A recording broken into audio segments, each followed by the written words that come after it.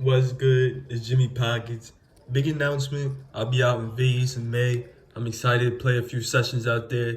Hopefully I don't get crushed. Today though, I play the biggest pot of my life. Don't miss it. I see the analytics. I know some of y'all don't stay for the whole video, but at least stay for my biggest pot. It happens 5 hands in. I might throw a timestamp up or pin the exact time in the comments. I'm not sure yet. Let's get into hand number 1. We hop into 1-3 for the max, 500. I look down at the beautiful pocket aces. I limp in under the gun because I know there's 2 action players behind me. I can count on one of them raising, and I plan on 3-betting. And that's exactly what happens. The low jack raises to 25 and the button calls. I 3-bet to 80 and we take it down. Happy I at least got some value because the last 2 times I had pocket aces, I raised first in and everyone folded and I only took down the blinds. Next, we get dealt king 8 of hearts in the big blind. Small blind makes it 15. I call and the under the gun +1 calls. We go to the flop 3 ways of king 9 6. The small blind C bets for 15. I call and the under the gun +1 folds. The turn is the 3 of hearts. I was worried about my top pair being out kicked, but now that we picked up the flush draw, I'm thinking I'm good. He checks to me, basically giving up on the pot. I bet out for 35. He folds, and we take it down. We get dealt pocket aces again. Got the bliss twice in 20 minutes now. The $6 straddle is on. This is when the game starts to play bigger from here on out. I've never seen a 1-3 game play this big. I didn't realize at first, but there was 3 or 4 2-5 regs at my table. Their names on the 2-5 wait list. They decided to hop into 1-3 till their names got called. There's 1 limp, and then the low jack raised to 20. I 3-bet to 60 in the big blind. It folds around back to the low jack. He snapped 4 bets to 250. This is a dream spot. I jam all in for 297. All in? He of course calls. We go to a run out of 2, 3, 4, 5, 5. A run out I did not want to see. I hope he doesn't have an ace here to chop. I show my pocket aces and announce a straight. Luckily he mucks and we take it down. He says, oh, if you lucky a 6th and 4, I would have taken it down. I'm like, what? I'm confused because did he really just 4-bet me to 250 with pocket 7s or 7-8 suited? I don't see how else a 6 on the river would have helped him here. I make a mental note of that. I mean, I don't know if he's joking or serious and he's really just gambling. Let me know what you think he had here in the comments. After that, we get dealt pocket 10s on the button. Don't think I only play pocket pairs. The dealer's just blessing me this session. I'm hitting cards. 2 limpers, and then middle position raises 10. Under the gun +1 calls, and I 3-bet him to 30. Only the under gun +1 calls, and we go to the flop. Heads up of jack 9 6. We check it all the way down. The turn in the river is king 7. I show my 10s, they're good, and we take it down. I only included this hand to give a little background story on this guy who we win the biggest pot of my life against. I check it down to him like that because he's been fighting aggressively for pots and he's just overbetting in general. His RFI, raise first in, is $45, which is insane for a 1-3 game. Most people make it to 15 or 15 and 25, and when the straddle's on, he's opening to 87. Like what? This dude is nuts. That's just unheard of for a 1-3 game. He's not just doing this with premium hands either. I've seen him raise crazy, get called, and then showdown rags. Here we go, the biggest pot of my life. It's only fitting we hit it with the Jimmypocketts, my favorite hand. I'm in the big blind, 4 limps, and the button makes it 20. I slow play it, just call, and 3 limpers call. Low jack, high jack, and the cutoff. We're 5 ways. The flop comes 9 6 3.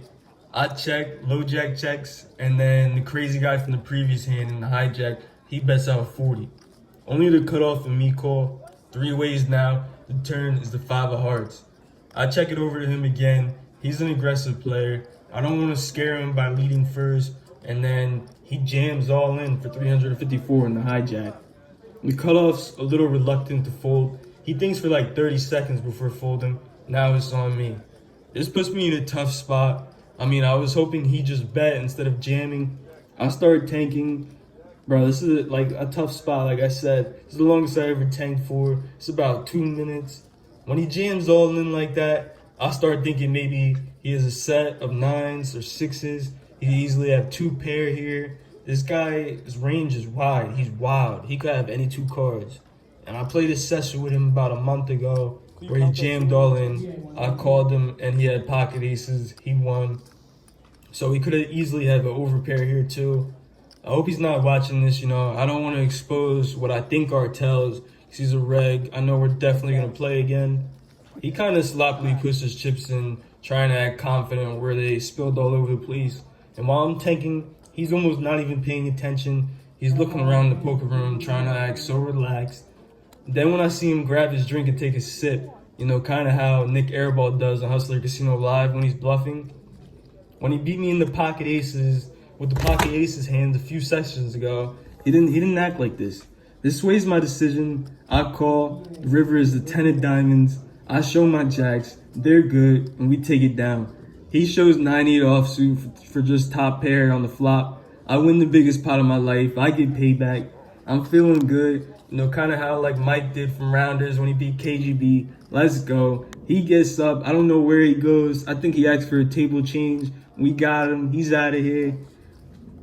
We somehow get max value here for our unorthodox play. I'm positive if I 3-bet pre-flop and let out every turn, he would have folded and I only would have won a small pot. This is why I think it's important to don't play the cards. You play the man. We go card dead for a little bit after that. I win a few small pots, lose a few small pots.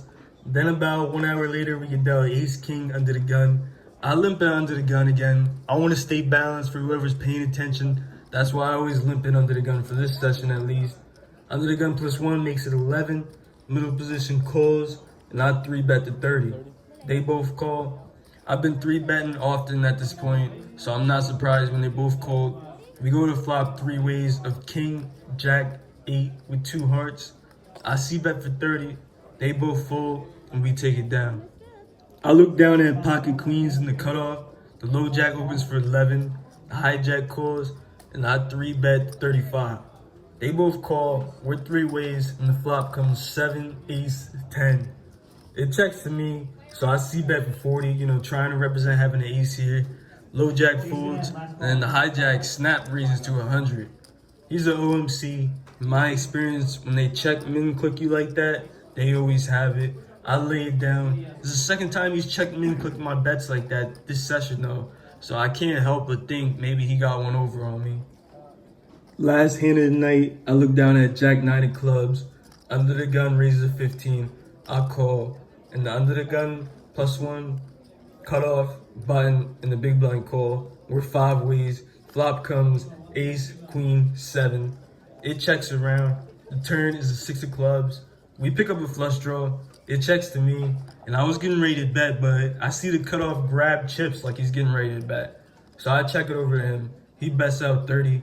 Now I could just call his bet of 30 instead of leading out first and then having him 3-bet me and then having to play a bigger pot out of position. I'll call, and we go to river heads up of 10 of diamonds. We missed. I check, and then he shows queen 9. I'm up, but man, I could have easily bluffed him off of that hand though. I torched about 200 and a few hands. I decided I'm gonna lock up some profit. I leave. I was in for 500, out for 1159. That's a profit of 659. And that's 4 wins in a row now. I needed this after a little mini downswing, start off the year. Let's keep stringing these wins together. And make sure you check out my Vegas vlogs. They're gonna be coming up either at the end of May, early June. That's it for today though. I'll see you guys on the next one.